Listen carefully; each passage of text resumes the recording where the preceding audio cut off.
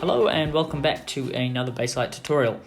So today we're going to talk about the scene detect function. So occasionally we won't be provided any other assets from a tutorial except for a continuous movie file. It could be a ProRes 4444, it could be an MXF like a DNX file. All we're concerned about is we have a continuous file and it's not cut up and we need to cut it up inside Baselight. So how do we do that? So let's go ahead and open up our job. We'll go to the views and the job manager, scene detect. Okay, so the first step is to import our clip. And you can see here that I've rendered out a continuous QuickTime of the same scene that we were working with in our previous Conform Assist series. So I'm going to close Flux Manage. So as you can see here, we have a continuous file that has multiple cut points within it. So these have not been split up and we need to do that inside Baselight. So first thing to do, really important, is we need to make sure that our input color space is set correctly. This will affect our scene detect. The scene detect function has no color space awareness. We need to make sure that our picture is as vibrant and contrasty as we can expect it to be, because that will in fact help how accurate the scene detect feature is. So we're going to go ahead and change it to slog3 as that was the camera format. Up on the top left in the parameters view, you can see that we have an action drop-down menu bar and we have the scene detect tool here. So we can go ahead and click that. You can see that we have a couple of different thresholds to set. We have a couple of toggles and we have a resolution drop-down. So to start off, let's talk about the cut and the mark threshold. So these two are your main sliders in this tool. The cut threshold will determine when the scene detect tool will cut the clip. The mark threshold will determine when the scene detect tool places a marker on the timeline to indicate a potential cut. So this is always set lower than the cut threshold. So what's the pixel threshold? So you can think of the pixel threshold as an overall sensitivity control. So if you've set your mark and your cut threshold all the way down to bottom and it's still not making the cuts that you want, you can adjust the pixel threshold down. And when you do this, it will become more and more sensitive to low contrast shots.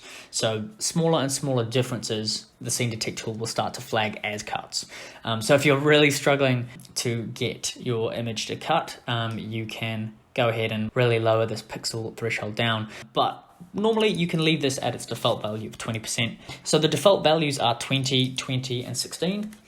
You'll just have to have a play with what values work with your footage. Quickly, let's cover the rest of the options here just before we move on and hit start. We have a cut at timecode and a cut at keycode toggle. Now, these two will do as they say. If the scene detect tool encounters any jumps in timecode, it will make a cut point. And the same with the keycode. Now, a keycode is to do with scanned film, so if you're working with digital media, you can ignore this toggle. And you can see the resolution bar, we have all of these drop-down menus. We'll just leave that for same as cursor for now. So let's go ahead and set my cut and mark threshold. I'm going to put everything down a little bit, so I'm going to increase my cut threshold, and I'm also going to increase my mark threshold. So these are making it more sensitive to what the defaults were. And I'm going to go ahead and hit start.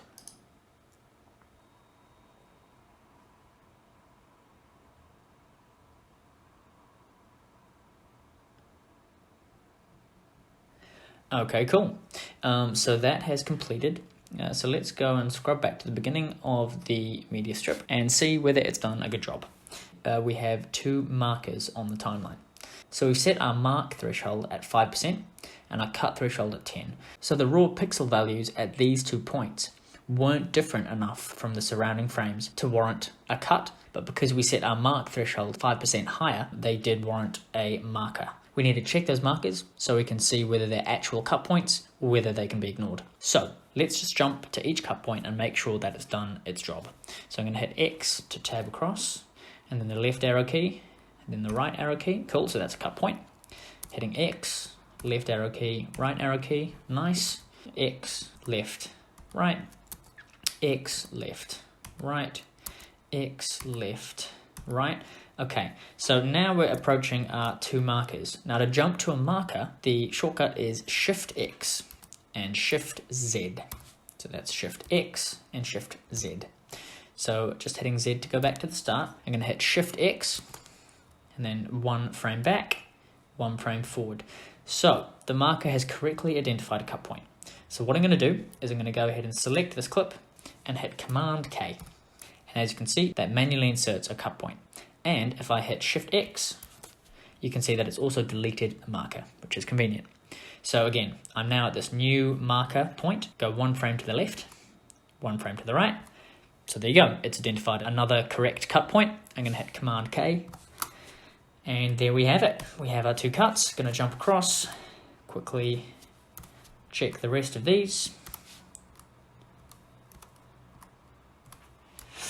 And because I rendered out this sequence in the first place, I can confirm that there's no cut points that have been missed. So, really successful outcome. Took no time at all to quickly do that process. So the only thing you really have to concern yourself with, really, is if we go ahead to the Scene Detect tab again, try different combinations of the pixel cut unmarked threshold and see what you prefer. Or even better, ask your editor to provide an EDL. That is by far the easiest way. Perfect. Hope that small video was helpful, and catch you next time.